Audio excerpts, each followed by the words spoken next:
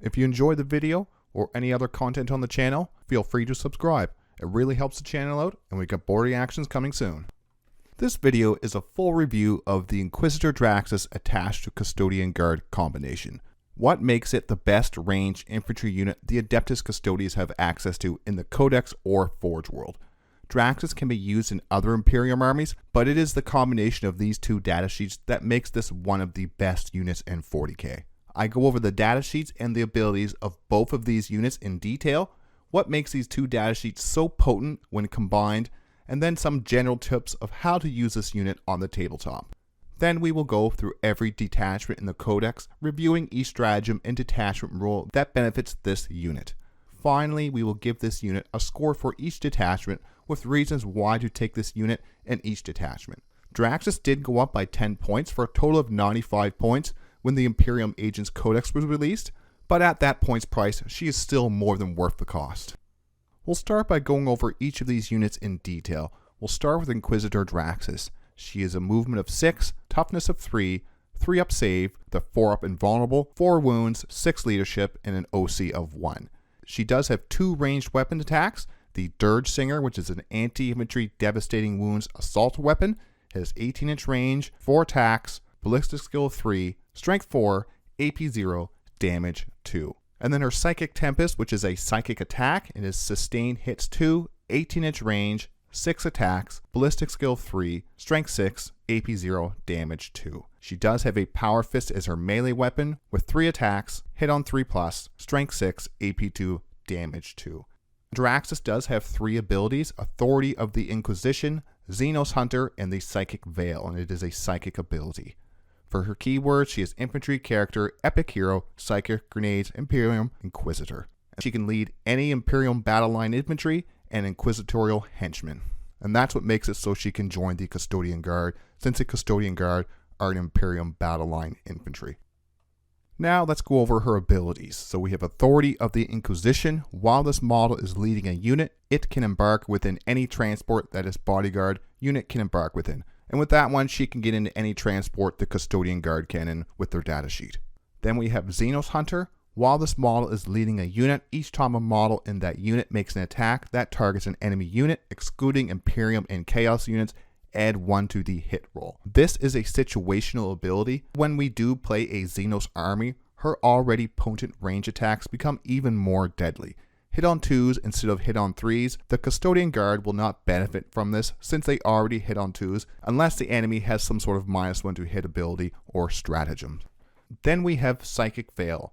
In your command phase, this Psyker can use this ability. If it does, roll 1d6. On a 1, this Psyker's unit suffers d3 mortal wounds. On a 2+, until the start of your next command phase, this Psyker's unit can only be selected as a target of a ranged attack if the attacking model is within 18 inches. This can be very useful depending on the map and the opponent. If we can get her on an objective far away from the enemy deployment, it can be very hard to shoot her off that objective. I don't like to have her guard the home objective unless I need to. I want her to be in range of a lot of the mid-board to take advantage of her anti-infantry shooting every turn if I can. Next up is the unit that we're going to attach Draxus to, the Custodian Guard. They have a movement of 6, toughness of 6, 2 up save, 4 up invulnerable, 3 wounds, 6 leadership, and an OC of 2. For the ranged weapons, they have a Guardian Spear, Castellan Axe, and Sentinel Blade. They all have the same ranged weapon attack with 2 attacks, hitting on 2s, strength 4, AP 1, damage 2. Their melee weapons are different profiles though, so the Guardian Spear has 5 attacks, hitting on 2s, strength 7, AP 2, damage 2. The Castellan Axe has 4 attacks, hitting on 2s, strength 9, AP 1, damage 3. Then we have the Sentinel Blade, which has 5 attacks, hitting on 2s, strength 6, AP 2, damage 1. You can also choose to take a Misericordia, Vexilla, and a Presidium Shield, and that will give you 1 extra wound and 1 extra OC per model in the unit. And for this unit, I usually like to have the 1 Vexilla in there, just to give this unit that extra wound and that extra OC for objectives. This is my auto-include unit for most of my lists. This unit is an anti-infantry nightmare. Draxus plus Custodian Guard is one if not the best combinations for Kyria Draxus in all of 10th edition so far. The Custodian Guard have two abilities that make Draxus shine. Since she is part of that unit, she does gain access to these abilities. Stand Vigil, re-roll the wound roll of 1 or re-roll the wound roll if on objective they control. And that is real important because you want to be trying to fish for those anti-infantry 4s, so it's helping you get those devastating wounds and taking out infantry units. Then we have Sentinel Storm. Once per game, this unit can shoot twice in the shooting phase. When we combine all of these things together, we get a unit that is made to kill infantry units. We want to be shooting this unit when they are on objective they control. This brings up the anti-infantry potential by so much, allowing us to reroll any of her Dirtsinger wounds to fish for those devastating wounds. Then if we need to, we can shoot twice once per game, allowing her unit to shoot both of her ranged attack profiles again. This can rip apart all but the most powerful infantry units. I've used her to tear apart whole units of Space Marine Terminators. I want to touch on the Adeptus Custodes army rule, since this is a review on Draxus with the Custodian Guard. The army rule is martial kata and is just the Custodian Guard that will have access to this. Each time a unit from your army with this ability is selected to fight, select one of the kata stances until that unit has finished making its attacks. The selected stance is active for it and it gains the relevant ability. You can select either Darkatari stance for melee weapons equipped by models in that unit have the sustained hits 1 ability, or Rendak stance for melee weapons equipped by models in that unit have the lethal hits ability. This is a great army rule to boost the melee damage of the Custodian Guard. If we'll be wounding on a 4+ or less, we pick sustained hits 1. If it's 5s or higher, you pick lethal hits. Now we'll move on to the detachments. We'll go through each detachment rule and the stratagems and how they benefit the Draxus and Custodian Guard unit. So we'll start with Null, Maiden, Vigil. Creeping Dread is the detachment rule. In the battle shock step of the opponent's army, if any unit below starting strength is within 12 inches of a Psychona unit, the enemy unit must take a battle shock test. If below half strength, -1 to the battle shock roll. The detachment rule and stratagems will not work on the Draxus Custodian Guard unit. Only the core stratagems will be available to this unit, such as CP reroll or heroic intervention. This is the only detachment that Draxus and the Custodian Guard do not feel fully necessary. I feel the large amount of Psychona units in this list who are light infantry killers, Draxus and the Custodian Guard will not need to be anti-infantry weapon in the Null, Maiden, Vigil list. The unit still scores an 8 out of 10 since they will still be an overall more deadly unit than most of the Psychona units in a Null, Maiden's Vigil list. Next up, we have Auric Champions. The Auric Champions detachment rule, Assemblage of Might. At the start of your command phase, select one unit from your opponent's army until the start of your next command phase. Each time a model in a Adeptus Custodes character's unit from your army makes an attack that targets an enemy unit, add 1 to the wound roll. Draxus attached to Custodian Guard turns the unit into a Custodian character unit, which does give access to the +1 to wound from Assemblage of Might against that target. She is not a Custodian character model though. Her unit would not gain access to the Auric Champion's stratagems. The great part is Draxus plus Custodian Guard combination has never really needed stratagems to be amazing. They are a very nice bonus, but the +1 to wound from the detachment rule will make this unit even more deadly. The unit will be able to threaten light to heavy infantry now. Even though the Draxus unit does not receive the benefits of the detachment stratagems, having access to detachment rule for +1 to wound against the Assemblage of Might target for ranged and melee attacks is a huge buff for the overall damage of this unit. Especially if we can get this unit on a controlled objective. With the detachment rule, I give this unit a 10 out of 10. Now on to the Shield Host detachment and all the many things that benefit the Draxus unit in this detachment. We'll start with the detachment rule, Martial Mastery. At the start of the battle round, you can select one of the bullet points below. If you do so until the start of the next battle round, that bullet point effects apply. The first one is each Adeptus Custodes model with the Martial Kata ability. Melee weapons equipped by models gain the critical hits on 5 ability. Then we have each Adeptus Custodes model with the Martial Kata ability. Melee weapons equipped by models gain the +1 AP ability. This detachment rule will not benefit Draxus, but it will increase the damage of the Custodian Guard by a lot, giving them more melee threat to charge enemy units or to make the opponent wary of charging this unit. Unlike the Auric champions or the Null, Maiden, Vigil, there are some stratagems that do benefit Draxus and the Custodian Guard. First up, we have Arcane Genetic Alchemy for 1 CP.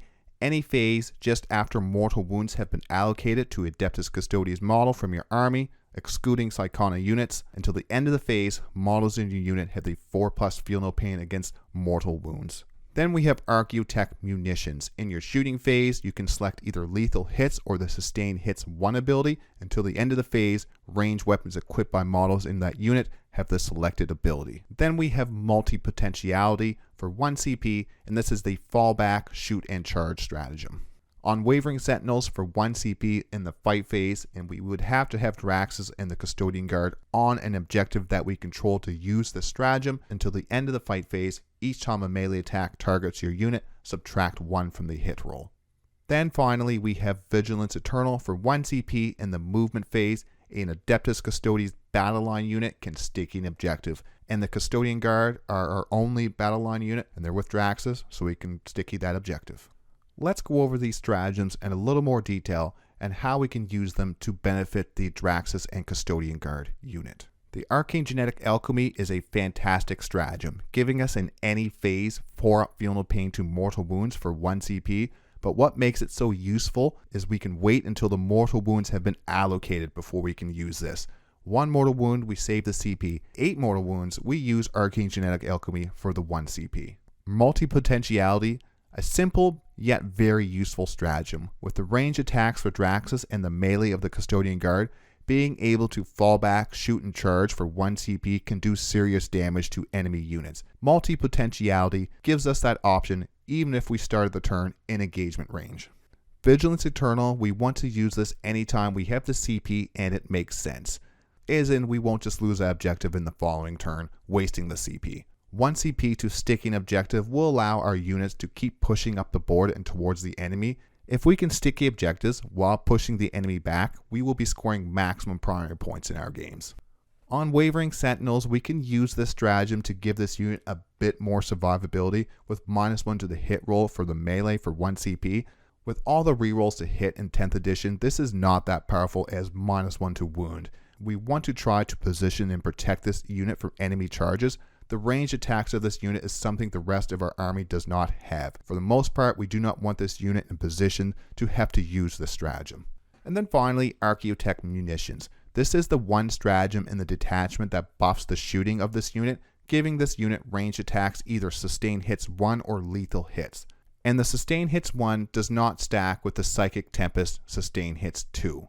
If shooting an enemy infantry unit, we choose sustained hits 1 to try to get some extra hits with Draxus' Dirge Singer anti-infantry weapon, as well as sustained hits 1 to the Custodian Guard's ranged attacks. If we are shooting into an enemy that is not infantry, we pick the lethal hits to try to punch some extra wounds through.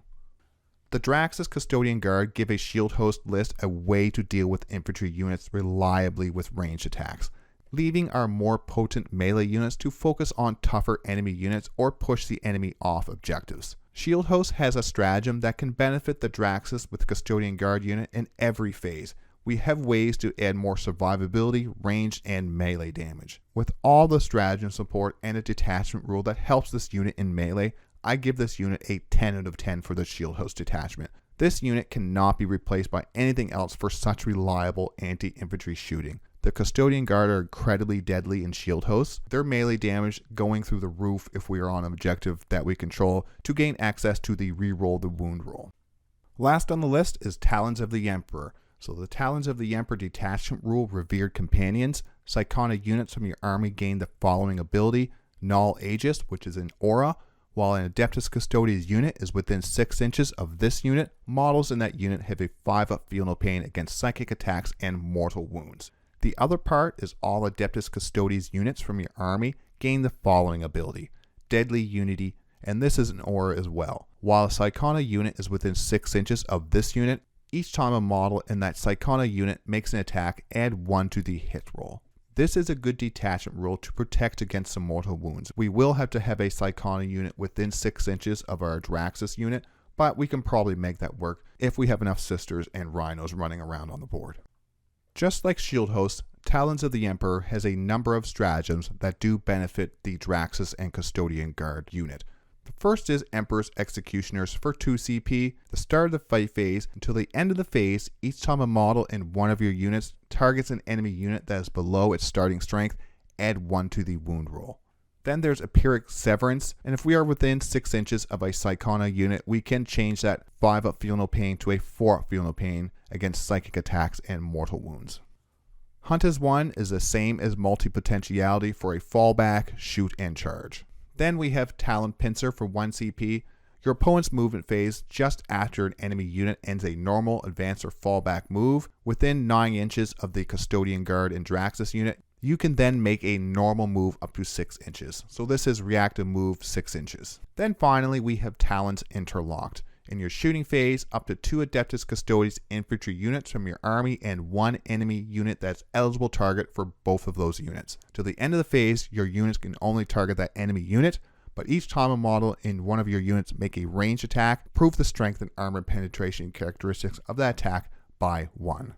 And like you see here, there are some restrictions here. You can only select 2 units if one and only one of them is a Psychona unit and both are within 6 inches of each other. There is a lot of stratagems that do have that particular restriction, but it doesn't stop us from using any of those stratagems on the Draxus and Custodian Guard unit. As we did in the Shield Host Detachment, we'll go over these stratagems in the Talons of the Emperor Detachment in a little more detail and how they benefit this unit. Hunt as 1, just like Multi-Potentiality and Shield Host Detachment, having access to fallback, shoot, and charge is great to have for this unit. This unit is deadly in the shooting and melee phase. With Hunt as 1, we do not have to worry about being stuck in engagement range. Empiric Severance. This can give this unit a 4+ Feel No Pain to mortal wounds, but it does need to be within 6 inches of a Psychona unit, which will already give us a 5 up Feel No Pain to mortal wounds from the Detachment rule being within 6 inches of a Psychona unit. And unlike Arcane Genetic Alchemy and Shield Host, it has to be used before mortal wounds have been allocated, meaning we will have to decide if the potential incoming mortal wounds will be worth spending the 1 CP.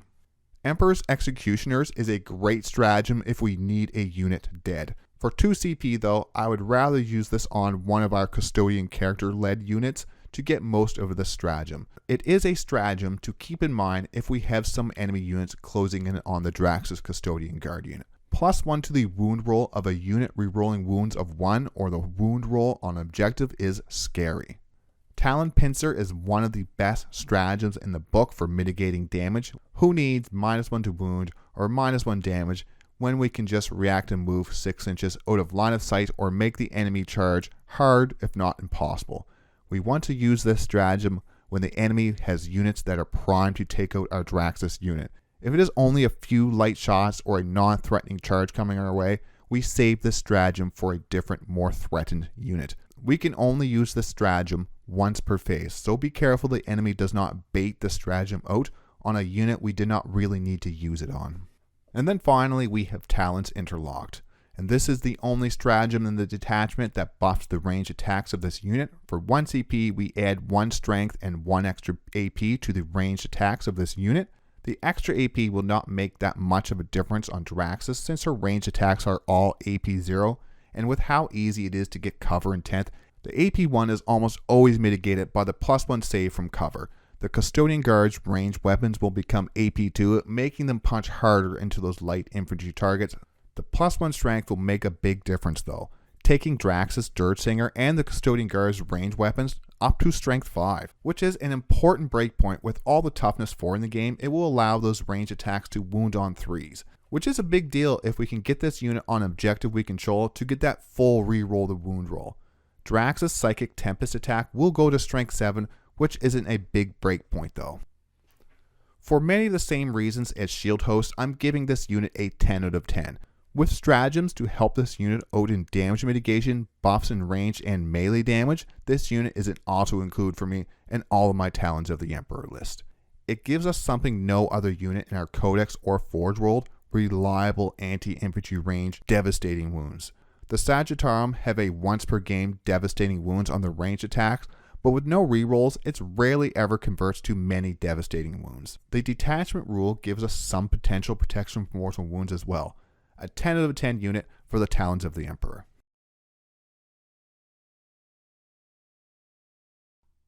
Now for some final thoughts. I hope I convinced a few people to try out this combination. I think Draxus and the Grey Knights could work too. I may tinker with a few lists, see what she can do with a Strike Squad or a Brotherhood Terminator Squad. Each one of my competitive lists start with this unit and build from there. This is one unit I know I want in every match for the pure utility it provides.